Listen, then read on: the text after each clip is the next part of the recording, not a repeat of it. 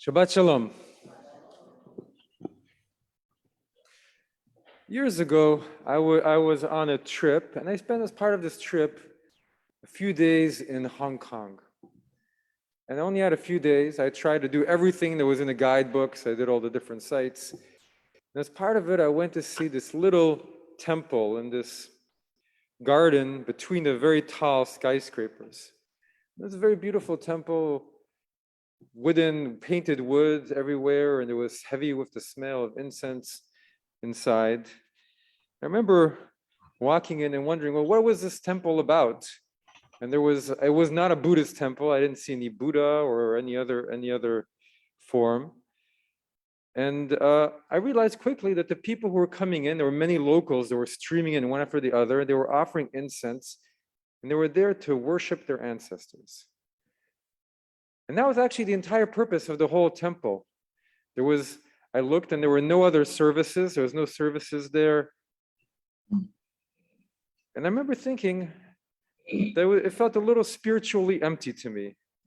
It was only about those who passed away, and there was nothing there that was about how to mold your life and grow and come together. There were no regular services that I could at least see from my limited view. No teaching, no way to inform lives. I remember leaving a little bit dissatisfied. It made me think that, right, us Jews, we also have this emphasis on honoring those who came before us. Right? This is part of our tradition. A few years ago, I did some sessions about anti-Semitism with the OPRF high school. And as part of it, I invited them into our synagogue for them to understand how we practice our religion. And we noted the yard site plaques in our halls, talked about Kaddish, and Shiva, and Yisker. And as we were talking, I said, well, maybe it's because of our difficult history. So a lot of emphasis on those who passed, our ancestors. It's all around us. But I also wanted to show them that for us, it's not the end of the story. And our portion this week was all about the Kohanim, right, the priests. But except for their closest relatives, except for their parents and siblings and children and spouse, they were not allowed to approach death. They're just not allowed. And they could not spend their time going from funeral to funeral. Because in the end, the Kohanim, our spiritual leaders, they were aligned with life.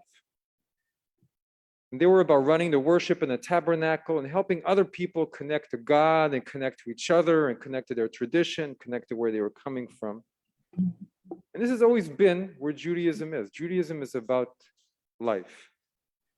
And the Kohanim were about serving God and thereby serving life. And it has not changed. When we take the Torah out on Shabbat, right before we start to have our first Aliyah, we chant, V'atem hadvekim b'Adonai Elohechem kuchim hayom. That those of you who cleave to God are still living today.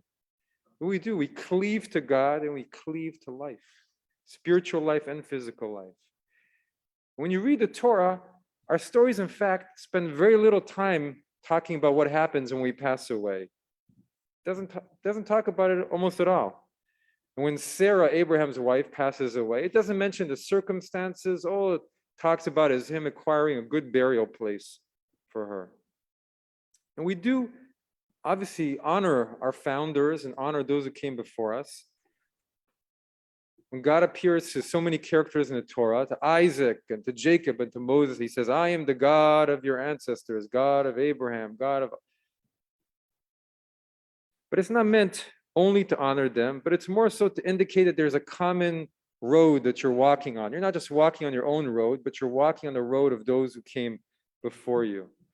And in our Midah, we still pray. We say, blessed are you, God of Abraham, God of Isaac, God of Jacob, God of Sarah, God of Rebecca, God of Rachel, and God of Leah. And when we're saying that, we're not honoring them in that moment. What we're saying is that we'd like to walk on that same path as well. We'd like to take their highway to the infinite.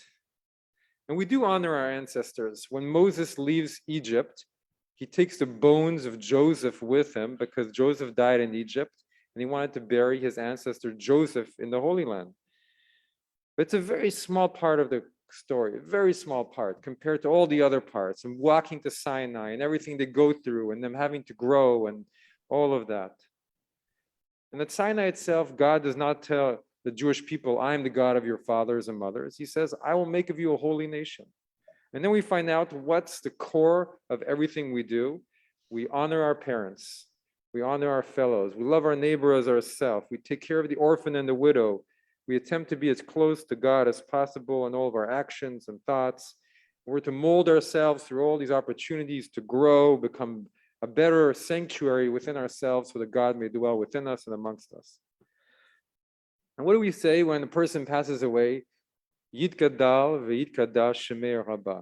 May God's great name be sanctified and praised and greatened. And we do not mention death because we believe that by praising God and by doing good acts, that helps those who have passed in their place, in their journey, their ongoing journey. And for people who have experienced so much suffering and death, we're really focused very much on life. In fact, we're obsessed on how to live, and we try and legislate every little part of it. How to eat, how to walk. Talks about how you're supposed to walk to synagogue on Shabbat, how to relax on Shabbat. Stop talking about it. As the Mishnah says, do not think about what comes after, what comes before. Be here. We're not to spend our time surrounded by darkness, but spend our time surrounded by light. We don't want to be around death all the time. We want to be around the power of chai, of life. The dear congregant passed away a few weeks ago, and part of talking to her family found out that there were periods of her life where she wore 5 different chais around her neck at once. And I think so many Jews wear chais. I wish sometimes it didn't say in Hebrew. I wish it said it in English. Life, life, life, life. We worship life. And we do believe in martyrdom, but it's not a focus for us. We save a life, we save the whole world. So the rabbis made us work to be immersed in life. And what's the blessing that we use in so many different areas of our liturgy, on holidays, when a person becomes Jewish at the mikvah, the Shechianu prayer. Shechianu kimanu v'gyanu lezman hazeh. Blessed are you who has granted us life and sustained us and allowed us to arrive at this time, surrounded by light. And there are moments when I wonder if perhaps, for very understandable reasons, because we're the generations that have witnessed so much devastation, the Holocaust, the worst of what the exile did to our people, that sometimes we forget about our emphasis on life and we become too immersed in thinking only of those who came before, ancestor worship. We do want to honor them, and we do want to say their names, and we do want to recall their memories, and we want to evoke the memories of love and care and sometimes complexity of the relationship, of our time spent with them. And we also stay focused on the here and now, on those who are surrounding us now, and embracing the life here, and praising the life, and learning and growing and serving God and life, and the power of life. And knowing that this is what the Torah, even as it says to remind ourselves of what happened a long time ago, we also sing, Etz Chaim Hi, Machazikim Ba. It is a tree of life to those who cling to it. And we keep building new branches on that tree, ever looking forward to that great day, Bayomahu Yadonai Echad U'Shmo Echad, when God's name will be one, and our service of life will be complete. And as the Talmud says, all of us of all time will be in some great place, in a great big circle, those who came before us and those who are here with us now. And we'll all be in a great circle and point to the God in the middle and say, this is the God we've been waiting for. And then we'll know that our service is complete and the peace will finally flow into all worlds. Shabbat Shalom.